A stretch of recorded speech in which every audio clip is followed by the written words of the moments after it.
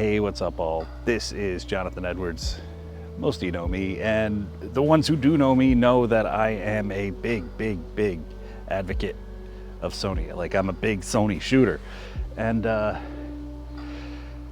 mainly because I spent 15 years, little over 15 years, better part of 2 decades shooting on Canon, ever since 1999 when I shot on my first Canon film camera and obsessed over it, read the manual, blew through it. It was amazing. And I loved it. I used to laugh at Sony cameras, and now it's all I shoot. I got a bunch of them now, and I'm shooting on the a7III, and in my bag is another a7III and an a7II and an a7R2. I love Sony cameras, but man, they're driving me insane. They're starting to remind me a little bit of Canon. And the reasons I switched Canon, or the reasons I switched from Canon and went to Sony, is because of a few things. Like it felt like Canon was holding things back. It didn't just feel like, it was. Canon was holding things back. Things that their cameras are capable of, they don't allow. And it caused me unending frustration. I left Canon and I went to Sony because Sony was offering 4K in a full frame camera at a price that didn't kill you.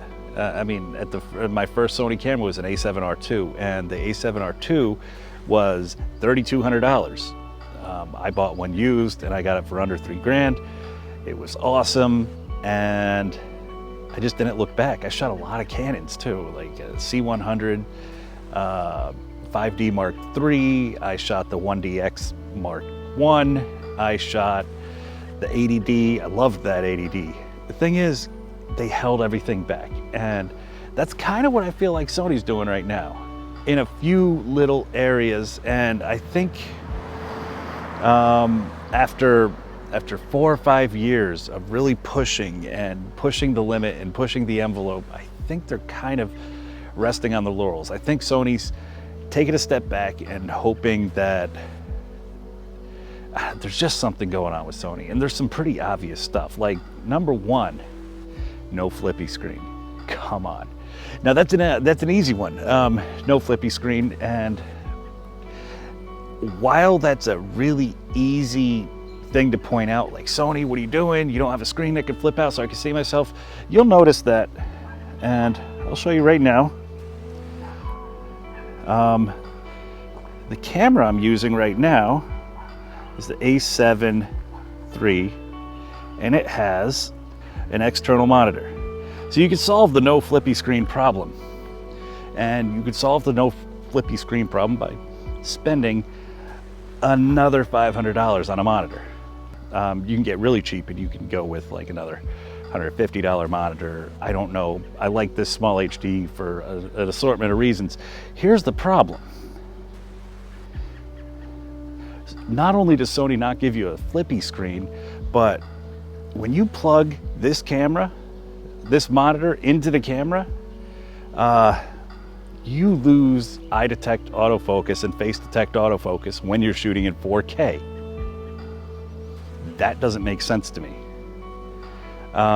If I shoot in 1080p, you still have face detect autofocus and eye detect autofocus. If I'm shooting in 4K and using an external monitor, you lose them both.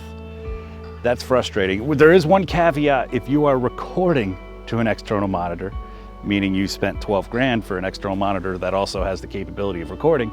If you're recording to an external monitor, you don't lose face detect and eye detect. This is a very frustrating problem, because one, I want a flippy screen so I can see myself when I'm doing stuff like this, and I don't want to lose features by solving a problem that shouldn't be in the camera to begin with. So yeah, the flippy screen not working is a big deal, and a monitor doesn't entirely solve that problem.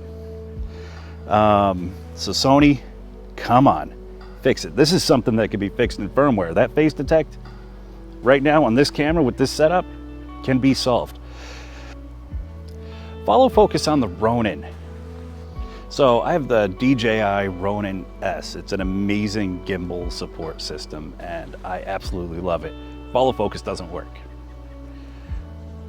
That's frustrating. It works on other manufacturers. Sony has theirs locked down, so follow focus doesn't work and you have to kind of hack it a little bit to get some of the other features to work, including stop start recording, which is really frustrating. Sony, I know you can fix this. This is another firmware thing that you can fix. This is a minor issue, but it's an important one in my eyes, my opinion. Would it kill you to put a better speaker in your damn camera? Just a little bit bigger. Put a cell phone speaker in there, something where we could actually hear the playback without plugging headphones in. If I want to show somebody the scene we just shot, I don't want to plug this thing into headphones or an external stereo or plug it into the computer.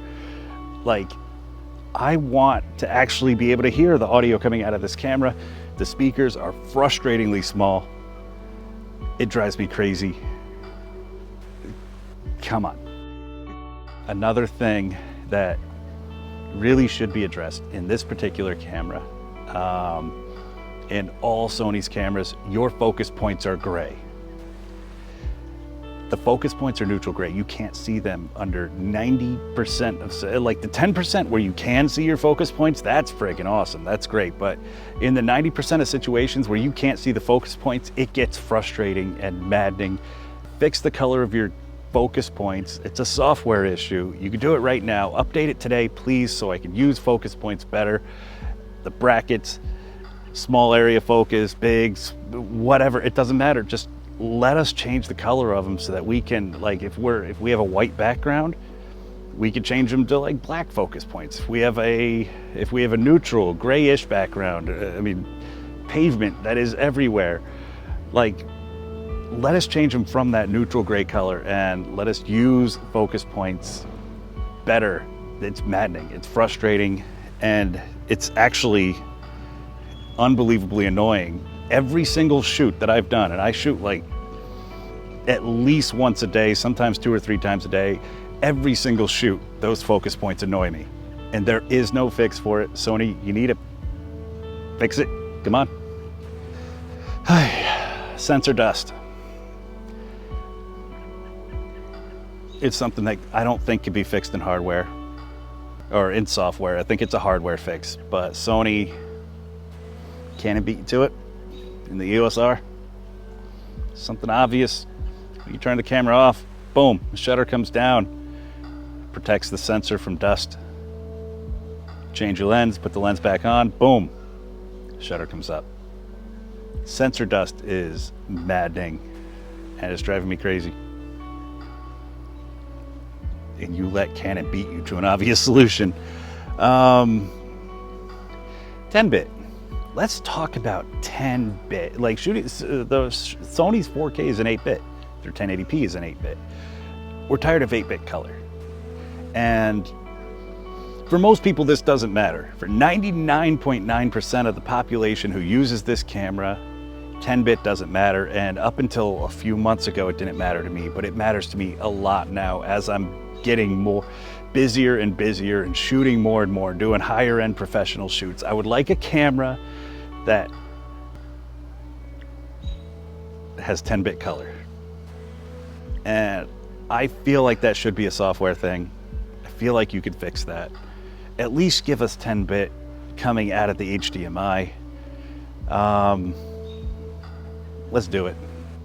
Sony, get on that, please. Little suggestions for a7IV, a9II, a7S3, your future cameras. Give us an electronic ND filter. That'd be badass. You have it on the FS5 and the FS7 and they are incredible. Electronic variable ND would be amazing.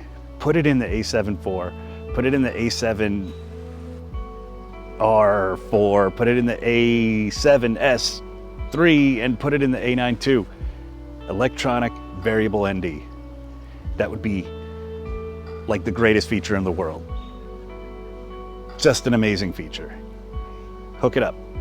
Let's do this, Sony. I know you can. Also, put some built-in memory in your camera. Give us like, I don't know, 200 gigs, flash memory built right into the camera. That way, it doesn't matter how fast our cards are, we can read and write to that internal storage and then back it right up onto the SD cards, like DJI's doing it with the Mavic. And it's a pretty solid thing. I think, was it Leica? I think Leica or Zeiss made a camera, and it has built-in memory, and it's kind of badass. But DJI does it on their Mavic 2, the Mavic Air. It's an obvious thing. I mean, you don't have to give us 200 gigs. Give us like 16, give us 32, 64, something to hold us over. Something where the camera can record the video or capture the photos to an ultra fast memory and then push that over onto the SD card at its convenience. That would be super rad. Anyway, Sony, I still love you. You drive me freaking crazy.